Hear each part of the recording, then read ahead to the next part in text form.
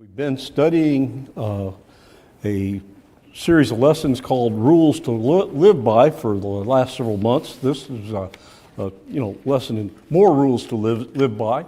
I believe there's maybe a copy of the lesson back on the back table back there if you need one, but I think we'll be able to follow along where we're at and pick up and be able to get touched.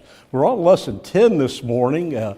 It's sort of a unusual sort of lesson to live by. It's called The Kingdom Come. Right?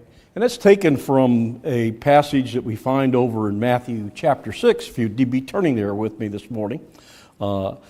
It's probably something that we, pretty much are all aware of and, familiar with. It's, Jesus is, had been talking about, different ways that people are praying and talked about the Gentiles praying just in continuous repetition and different things. And but when he went and was talking to his disciples, he was telling them, they're beginning in verse 5, he says, "When you pray, you're not like the hypocrites, for they love to stand and pray in the synagogues and on the street corners so that they may be seen by men. Truly I say to you, they have their reward in full. But you, when you pray, go into your inner rooms and close your door and pray to your Father who is in secret, and your Father who sees what is done in secret will reward you. And when you are praying, do not use meaningless repetitions as the Gentiles do, for they suppose that they will be heard for their many words. So do not be like them, for your Father knows what you need before you ask Him. Pray then in this way," beginning there in verse 9. He says, "Our Father who is in heaven, hallowed be thy name. Your kingdom come, your will be done on earth as it is in heaven. Give us this day our daily bread, and forgive us our debts as we also have forgiven our debtors. And do not lead us into temptation, but deliver us from evil. For yours is the kingdom and the power and the glory forever. Amen." So when we take a look at this, what do we usually, when we hear that passage and we read that passage, what does the world identify that as? Wayne? Future kingdom where Jesus is going to come back again to rule for 1,000 years on earth. Well, what does the world call that? Premillennial teaching. Well, that, but the prayer itself, the Lord's Prayer, all right? And that's probably how most people sort of think of it, and they don't really look at, a lot of what it said, and a lot of people, like as Wayne was talking about, focus on that kingdom coming. There's a lot of misunderstandings about it. Some people are still looking for that kingdom to come today. The children of Israel at that time, the people that Jesus was preaching to, even his disciples, were looking for what? Weren't they looking for that glorious kingdom under David and Solomon thinks to be restored and brought back to them? That's what they were wanting. What type of situation were they in at the time that he was talking about this? Anybody? Roman captivity. Well, it's sort of captivity, but the Roman control. Romans were in power. They had that. This was a providence in Rome that they were there, and they had Roman governors over them. So, when they're talking about this kingdom coming, the Jews were looking to be sort of separated and taken away, delivered from the kingdom, the empire of Rome. They weren't looking for that. So when Jesus is going in there and he starts out that prayer and he talks about, he's talking about how to pray, he makes that emphasis, "Thy kingdom come." So what was this kingdom that was looking to come? What were the Jews looking for? What were, maybe the disciples looking for? And how, at that time, did probably most people conceive what he had to say about there? Weren't they looking for that physical kingdom to be restored? Their history talked about, the kingdom under David and under Solomon, the kingdom that, that land promise or that God had promised to them. But was that the kingdom that God really wanted for his people? All right? What kingdom did he want?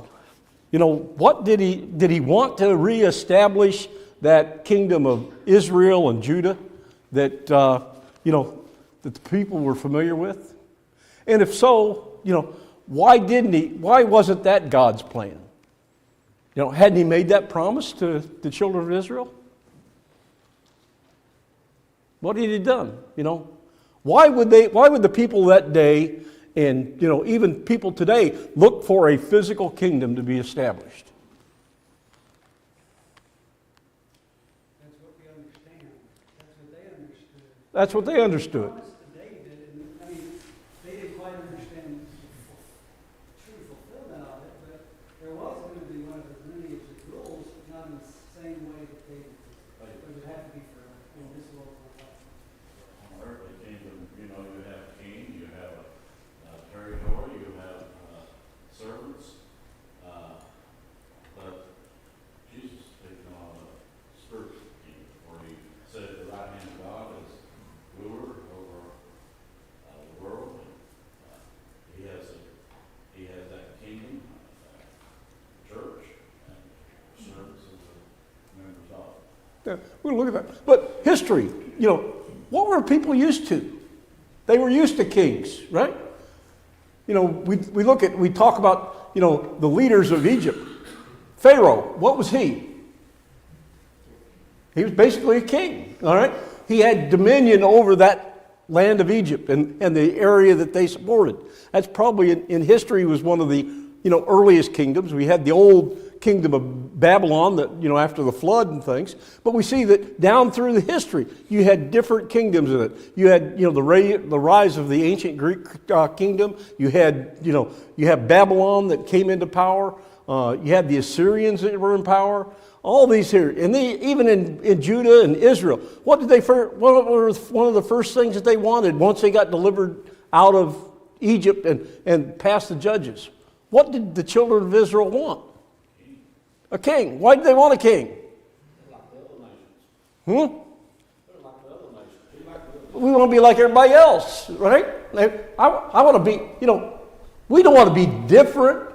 We don't want to have God over us. We want somebody else over us. And, they looked at that. But from really early on, we don't really have that concept of,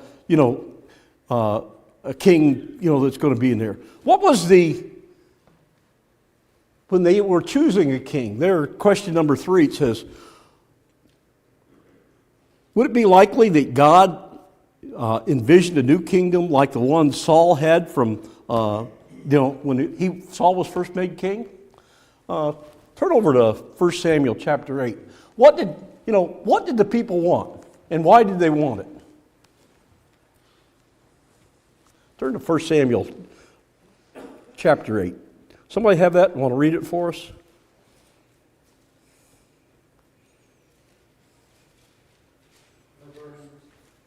Verses 1 through 9. 1 Samuel 8, 1 through 9. Now it came to pass when Samuel was old that he made his sons judges over Israel. The name of his firstborn was Joel, and the name of his second, Abijah. They were judges in Beersheba. But his sons did not walk in his ways. They turned aside after dishonest gain, took bribes, and perverted justice. And all the elders of Israel gathered together and came to Samuel at Ramah, and said to him, Look, you are old, and your sons do not walk in your ways. Make us a king to judge us like all the nations. But the thing displeased Samuel when they said, Give us a king to judge us. So Samuel prayed to the Lord. And the Lord said to Samuel, Heed the voice of the people and all that they say to you, for they have not rejected you, but they have rejected me, that I should not reign over them. According to all the works which they have done since the day that I brought them up out of Egypt, even to this day, with which they have forsaken me and served other gods, so they are doing to you also. All right. So who can sort of paraphrase what was said there? Why did why did they seek a king? What was one of the underlying reasons that they were wanting a king? Be judged by the king. What was not happening? Or why were they disappointed in the way that it was being done? Samuel was the judge now, but his sons were thrown in judgment too, and they were not good men. And so they gave it, I think it was an excuse. God knew what they were going to want in their hearts to be not followers of God, but like the other nation. So they gave an excuse that, look, we have this four set of judges coming. We think we need a better way than God's way. We want to keep it. Was Samuel happy with that? Why wasn't Samuel happy with, making him a king? Well, he knew what was going to happen to the people. They were going to become servants of the king, having to give a tenth of all they had and support the king and make soldiers out of their sons. But they said, we still want him. Yeah. So what did God tell Samuel? He said, who are they really rejecting? Yeah, rejecting God. So Okay. And why were they rejecting God? He wasn't a king. Hmm? He wasn't a king. He- They already had a king. They already had the king. And God had set forth the judges to rule over them and different things and set judgment. But the ultimate judge was God, and He'd given them their law. He'd set up basically their whole political type system for them. He had provided for them. He'd given them the land. He'd defeated their enemies, everything. That was all their history.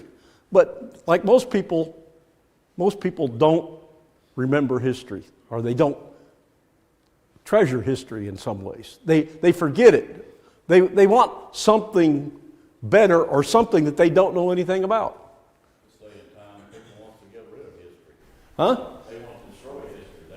They don't want nothing to do with history. Yeah. But history told, did they serve under, were they in bondage under Egypt? And was Egypt in control of them? They were sort of, subject to Egypt at one time, right? We see that the various nations around them come in and conquered them during the Judges' time frame, and they served, they were in bondage to other people. And then it comes down through that, here the northern kingdom, who came in and overtook them? Huh?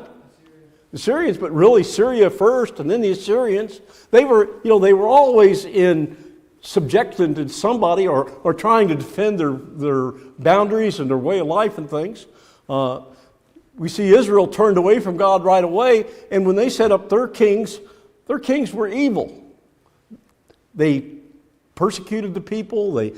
They actually persecuted God's people, right? When the prophets came to talk to Ahab and Jeroboam and the other kings of Israel, what was the problem with them? Who were the people really serving? Were they serving God? They were serving idols and things like that. All right? They were turning away from God. They didn't want God in control. They didn't want to follow God's, stipulations and His well-being for them. All right? They thought they had a better way. We sort of see that with our political system. We've got, two different political parties. One tells us how great they are, and the other one's telling them how great they are. But really, if you really look at it, do they really have the concern of the people in place, or do they just have their own agenda that they're wanting to push forth? We can go through and see that. Every time we have people in power, the people in power usually impose what?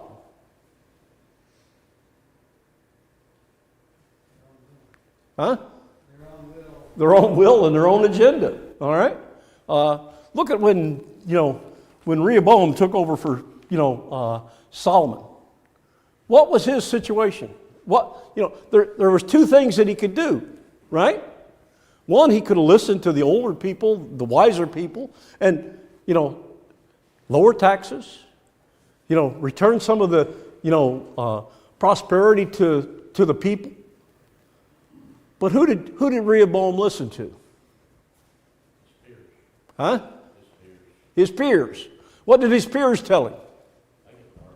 Make it harder. Why would his peers tell him to make it harder? What did they suppose that was going to do for him?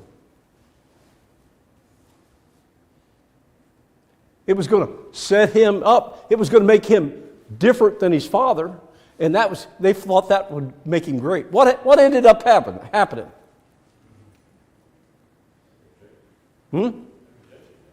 They rejected him. All right. But what happened to the nation of Israel?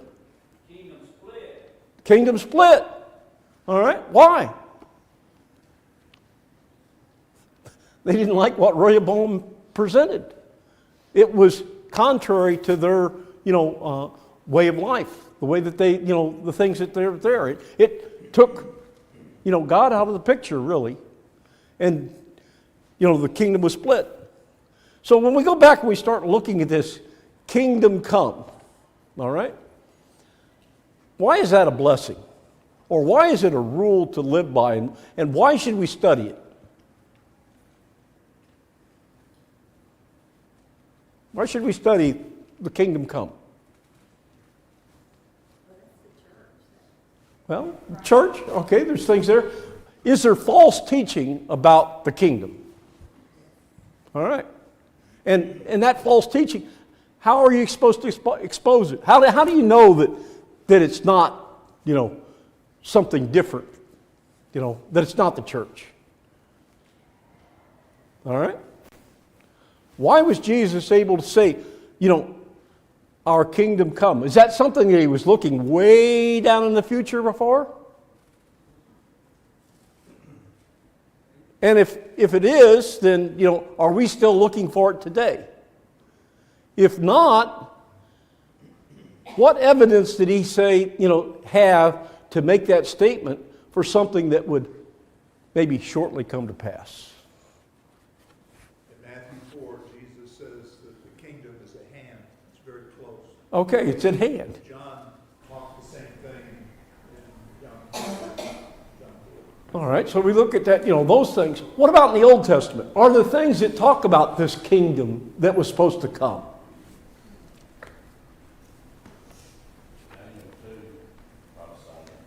What was that? Daniel, in both Daniel, we prophesied King Nebuchadnezzar, one north of the big statue. We'll get to that. One of our later questions is going to come up and talk about that. But that's another thing. Was there anything else that talked about this kingdom? Where was it from? Where would it begin? How would it be established? What would its purpose be?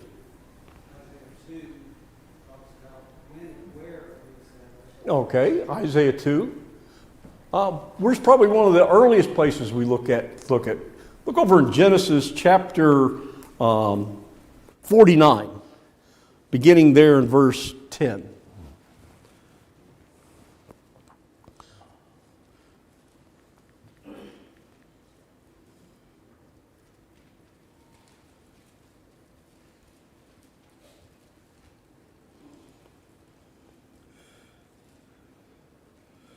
Beginning in verse 10, it says, "The scepter shall not depart from Judah, nor the ruler's staff from between his feet, until Shiloh comes. And to him shall be the obedience of the people, and he ties his foal to the vine, and his donkey's coat to the choice vine, and he washes his garments in wine, and in his robe the blood of grapes of wrath. His eyes are dull from wine, and his teeth are white from milk." And so, so where does it say that this ruler is going to come from? We have the tribe of Judah. And what it talks about there, who's this Shiloh that he's talking about?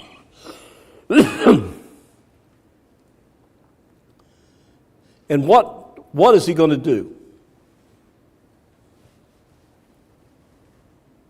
Who's Shiloh? Shiloh is like a messianic title. References Messiah. All right. And so when he comes, what's going to happen? The people are going to be what? They're going to obey. All right. Down through the ages, have the children of Israel really obeyed God at all? Or have they really obeyed their kings? Huh? Not very long if they do. Not very long. Look at even David in his, rule. How many times was he opposed by various different people? And even his own son, Absalom. So, we see that, down there. But here, an early prophecy in Genesis talks about Judah. But when we look at Saul coming on to play, what was Saul and what tribe was he from? Benjamin. All right? And Saul initially united Israel, and he started out being pretty good. But what did Saul do? Huh? Didn't obey who? God. All right? So, God anointed him. God put him in place.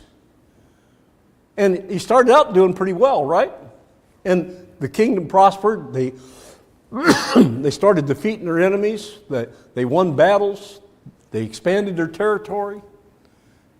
And then Saul started being the king that Samuel talked about, right? Started imposing taxes, started drafting the young men into, service, started doing that. And then he started doing things that weren't what God wanted. He stopped letting God be his guide, and he started being his guide, right? Typical, the way that, sort of kings do. We call that they're sort of getting what? We see that with Nebuchadnezzar later on. What happened to Nebuchadnezzar? Huh? His pride. I'm the greatest that there was. I'm the greatest there is. Look at all I've done. It was, something that he turned away. And what happened to him? What did God do to him? Humbled and made him like a beast of the field. Yeah, he humbled him. All right? And then we see that he had sort of a return to sort of normal things. He learned to appreciate who God was. We don't think he ever, truly worshiped God as the only God, but he did recognize that the God of Israel was somebody that needed respect and honor. All right? So when we see that, we're starting to see a picture being pointed. One, people wanted a king. Two, God told them what that king was going to do. Did the kings of Israel do the things that God said that they were going to do? And how is that different than the way God takes and we envision his kingdom? What's the difference between the kings that men appoint or come into power and God's power, or the way that God governs? Is there a difference, or is it the same? Always right, he's always just. Huh? He's always right, he's always just. Always right and always just. Aren't kings always right and just? Not all the time. What's that? I said not all the time. Not all the time, all right? They have problems.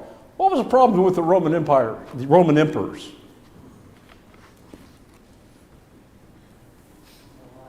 A lot. They had to kill to get into power, they had to kill to stay in power, and then the power was very limited because the next they would be assassinated. And what else had they done? They exalted themselves to being what? Basically on par with God, right? Their supreme authority. And really, was there any justice or anything associated with the way they ruled? So we see some different things about, the kingdom that man would, establish, and we're starting to want to look at a picture on the kingdom that God, the kingdom that God would want to establish. Why is there a contrast between the two?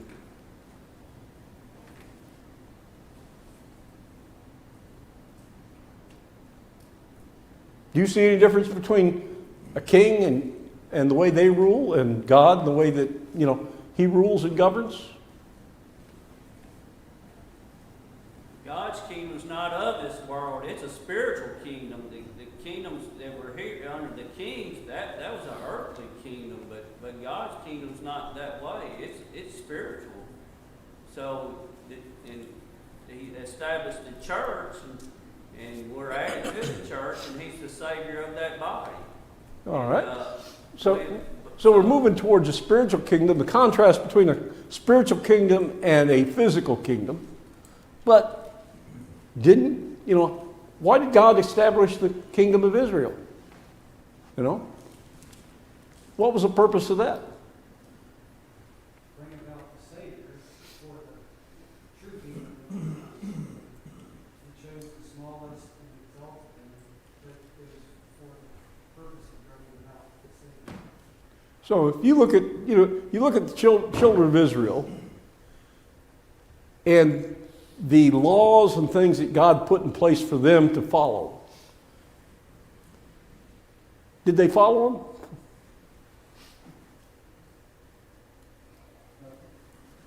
What was that? No, they didn't follow those laws. So what happened? They started following the laws of the kings, right? Or they didn't like certain laws. They started following the things that they liked. So when we start going through and we start looking at these situations and we start seeing that differences between this kingdom that God wants and the kingdom of men, there's contrasts between them, right? So when you start looking at these different contrasts, why would the kingdom of God be more of a blessing to us than the kingdom of men? Tim? Well, one of the major differences, even if you just look at, nations that have put gods in place, like, for instance, the Greek gods, right? You have Poseidon, you have Zeus, you have Hades. The whole premise of them is they look like us, but they just had superpower, right? They could go and take whatever women they wanted. They could do anything they wanted to do. There's no consequences to it. As with, Jehovah or Yahweh God, it's almost the complete opposite. It's not a selfish God. It's a righteous God that actually loves you, that wants to put you in the right position. And that's like one of the major differences between like the two kingdoms, right? Like men, we were to establish a kingdom, it's going to be all selfish. It's all it's going to be. But God is the complete opposite. And so when we think of kingdom, it's not what God's thinking. Okay. There's another concept that comes into the difference between God's kingdom and man's kingdom. Man's kingdom, Mike? God's kingdom is eternal, where the kingdom here, it's not. It's just temporal. Okay, it's finite. All right. So there's a contrast between being infinite and finite. How long does the kingdom of men last? Think about history. Not too long. Huh? Huh? Look at the kingdom of Israel.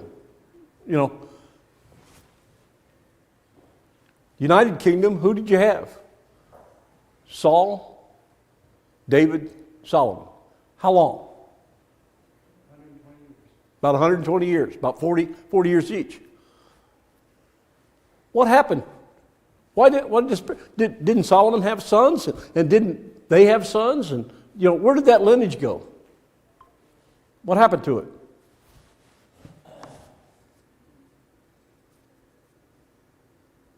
Took into captivity. Yeah. Sometimes the son doesn't lead like the father does. We can take a look at a little more recent history. Look at the British Empire. We start looking at the kings and queens of England.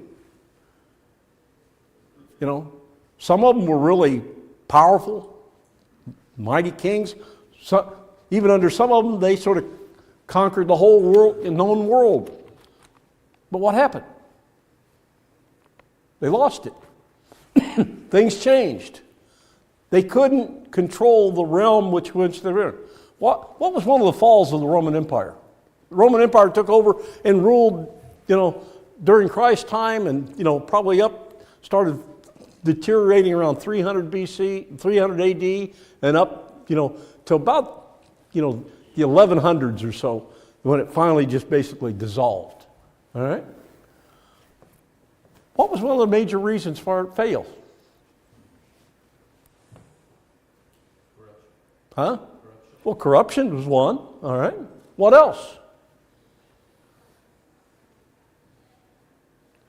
There's people, wrote books on the rise and fall of the Roman Empire. There were several things that came into play with it. One of the things that caused one of their failures was they couldn't control or maintain the area that they became, the emperor over. The landmass and people just got too big. All right? Another problem is corruption. Another thing was economic stability. They couldn't maintain the social programs that they went through and the kings and the emperors established. Two, another thing was they couldn't maintain the armies to control every place. They kept having opposition out in the far reaches of areas.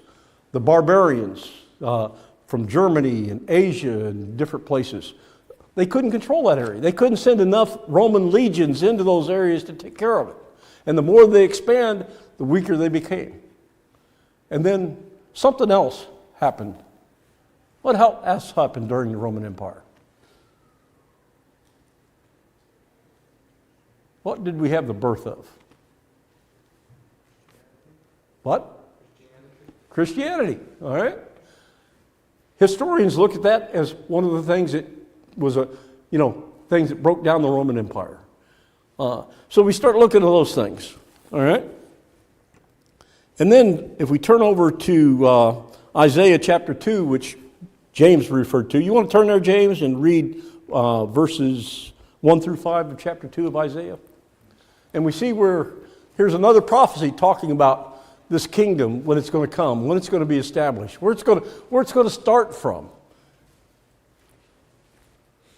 The word which Isaiah the son of Amos saw concerning Judah and Jerusalem came about that in the last days the mountain of the house of the Lord will be established as the chief of the mountains, and it will be raised above the hills, and all the nations will stream to it. And many peoples will come and say, Come, let us go up to the mountain of the Lord, the house of the God of Jacob, that he may teach us concerning his ways, and that we may walk in his paths. For the law will go forth from Zion, and the word of the Lord from Jerusalem. And he will judge between the nations, and will render decisions for many peoples, and they will hammer their swords into plowshares, and their spears into pruning hooks. Nation will not lift up sword against nation, and never again will learn the Lord. Come, house of Jacob, and let us walk in the light of the Lord. All right. So we see some things talked about there. One is, where's this kingdom going to establish? Is a time frame told about when that's going to happen in this passage? In the last days. In the last days. What are last days?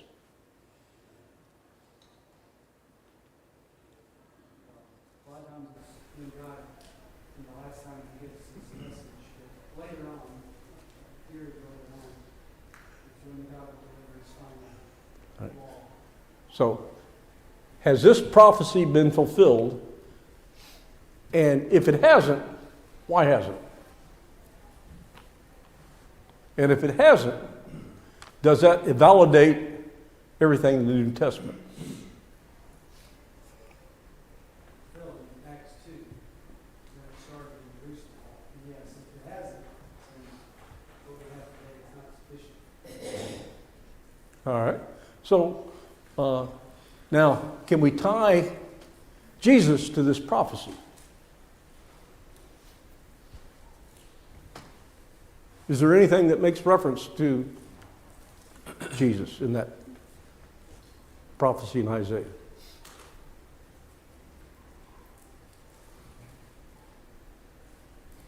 What did it say would come from Zion? The law. So, and when we look at the law, what was Jesus, and how's he compared to like Moses? John 1 references Jesus as the Word. The Word is the instruction, and that's what that word means, the law, the instruction. Jesus is the Word of the law. The law, the Word, His law, command. So we can see that that's concept in there. So when we start looking at that, all right, what do we know about the prophecies concerning Christ in the Old Testament? What did he say about those?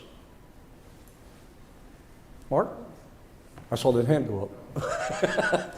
Scratching ear. Noted other parts of Isaiah 55 where he's fulfilling those prophecies. He knows that today this is fulfilled in your sight. So he was living the claim to be All right. fulfilling. What did Jesus say himself about the law and the prophets? Came to fulfill it. What else did he say about in fulfilling the law? Wayne? Everything that was written about me in the law and the prophets must be fulfilled. So not only will the prophets and law be fulfilled, but everything that was written concerning Jesus will come to pass. All right. So here we have a passage in Isaiah which was written, what, maybe 700 years before, the birth of Christ.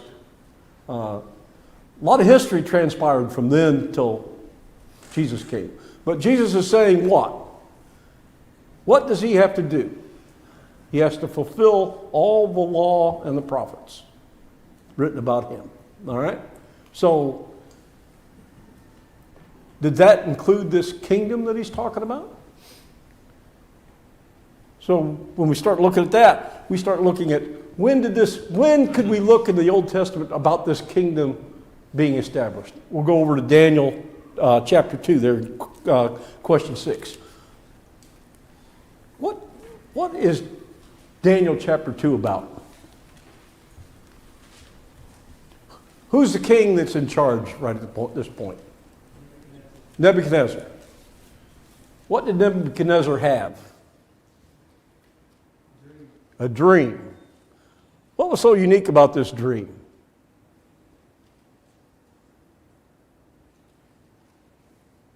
God revealed what the national powers would be as they would come to power.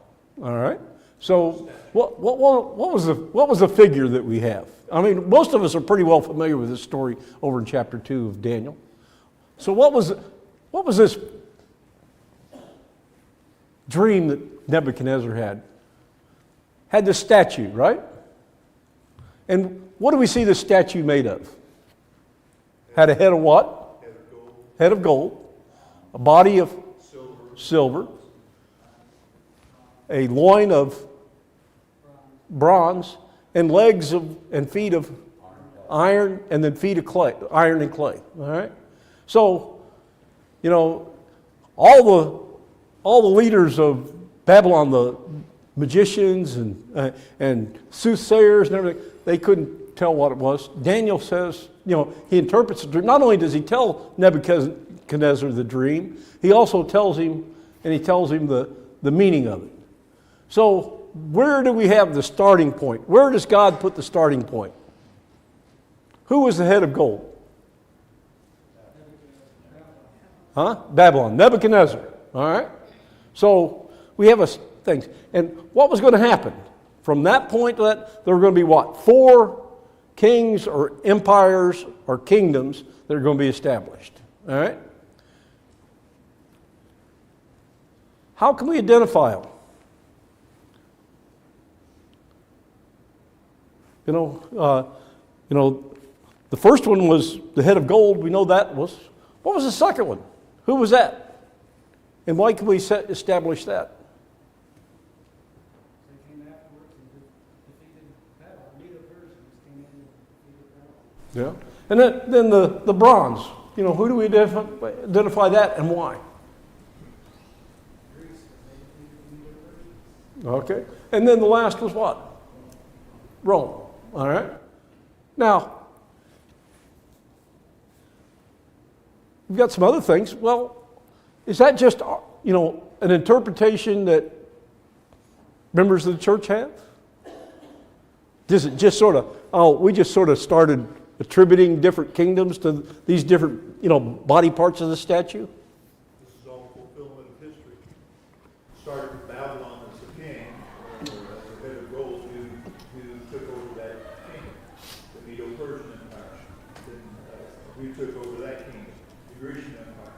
And who took over that kingdom? The Roman Empire. So those great worldwide kingdoms all stem from Babylon all the way through the end, which would have been Rome. All right. So how do we know that this kingdom that's going to be established, when this new kingdom is going to be established, it won't disappear? How do we know that it hasn't happened yet? Or how do we know that it did happen at the time frame that we believe it happened? Because of prophecy, it would be a kingdom that would never be destroyed. Be a kingdom never be destroyed, but if that last kingdom hasn't really disappeared, I mean, there's a lot of people that sort of teach that the Roman Empire is still in existence. Anybody heard that? Holy Roman. Huh? Well, there's that aspect of it is one thing. But there's some people that just keep continuing. You see that this Roman Empire really hasn't been disappeared yet. All right? So they're still looking for this kingdom that's going to be established to be there. What's the problem with people that are looking for that a kingdom still be established? What's the fallacy in that? Well, they don't see the prophecy that the stone cut out of the mountainside would come and dash the feet of that statue to pieces and it would crumble. So the feet represent the Roman Empire would be dashed into pieces. Yeah. So what was that mountain or that stone that came out of the mountain that crushed it? The church. All right. And why can we say that it's the church? That's the only kingdom that could be everlasting. You got kingdoms of men, they all last for short periods of time. All right. The kingdom of God, God's rule is eternal. John come preaching the kingdom is at hand. What's that? John came preaching the kingdom is at hand. Okay. So we have John coming and preaching the kingdom is at hand. Jesus is preaching that, it's at hand. He tells his disciples that, where did he tell them to remain when he ascended into heaven? Jerusalem. This would all be done in the latter days. Peter says in Acts 2 that this is that. These are the last days. So the time of Peter that he was speaking are the last days of these prophecies. And we look at the book of Acts and we see that the way that the church was to establish, where did Jesus say that he would be examples? Where did he say how the church was going to spread? Jerusalem, Judea, Samaria. To all the most parts of the world. How does that go in and tie back into some of the Old Testament scriptures we looked at, like there in Isaiah and Daniel, and back over in Genesis 49 and various different places? Does all that fit? And when we start looking at that, we start seeing this kingdom to come, we can see that that kingdom came. All right? We're just about out of time. So when we go down and look at it, when Peter spoke on the day of Pentecost, he talked about those things. He talked about, that where was Jesus and where did he see Jesus being?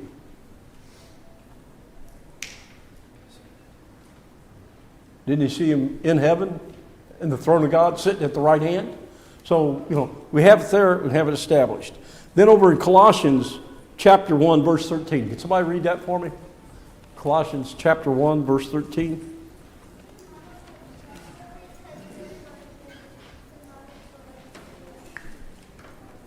Who hath delivered us from the power of darkness and hath translated us into the kingdom of his dear Son. All right. So where are we translated from? Kingdom of darkness. When we're in sin, we're in what?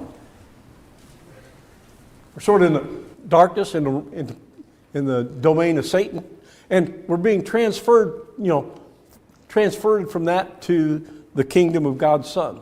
So, if we were in the kingdom of darkness and we've been transferred in the kingdom of Son, when does that take place? took place there, you know, when they were baptized, when they came in and were, you know, brought into the church.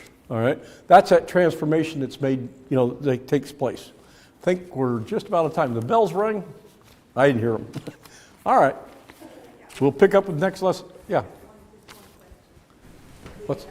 Israel today, that was a man-made Israel, right? For the purpose of people who believe the physical kingdom is to come.